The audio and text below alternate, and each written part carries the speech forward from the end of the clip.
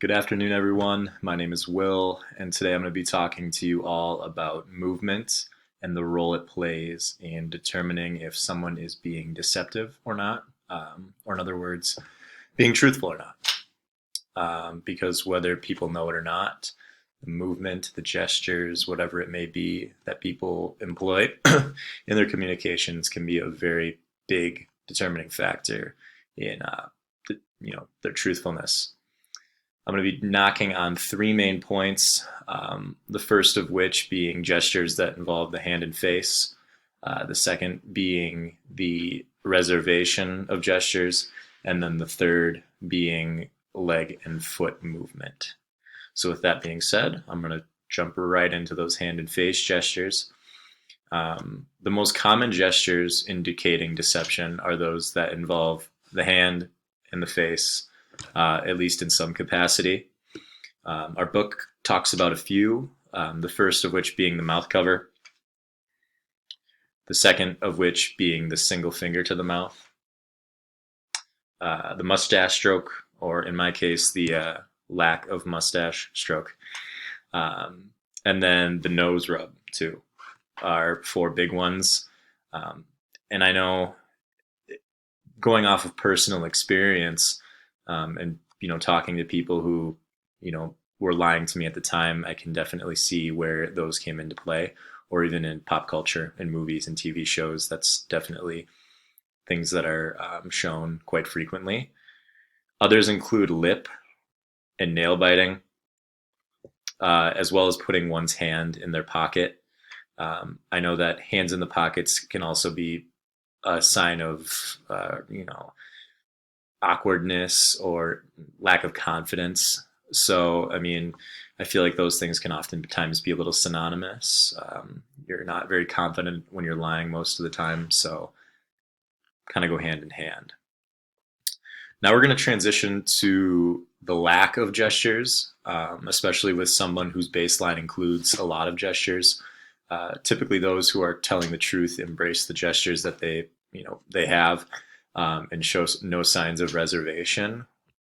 The opposite is true for those trying to be deceptive, especially those, like I said, whose baseline includes a lot of them. You'll often see gestures stop altogether or become a little bit more timid, and then the smiling of the individual may decrease as well. Experts have found that people who are not telling the truth will begin to shrug with their hands. It's one of those actions that involve putting their hands up in the air like this.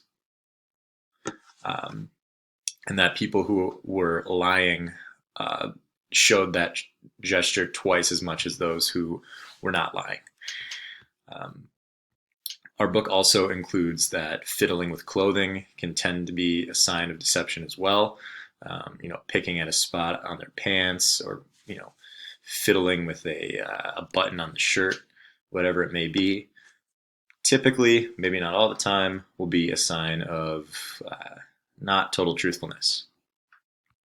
I'm going to wrap it up now with some leg and foot movement.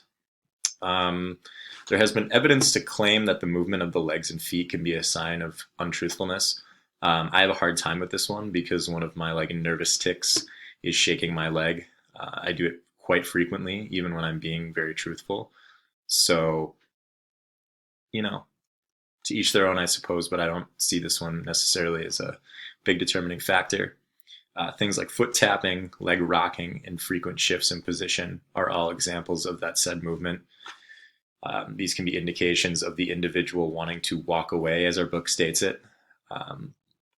But again, really depends on the person. Like I said myself, I like to rock my leg a lot, or shake my leg up and down. So to conclude, I'm going to go back to that point on remembering the principle of the baseline. Not everyone who is lying is going to show these gestures, and the inverse is also true. Not all people who are lying are going to show these gestures.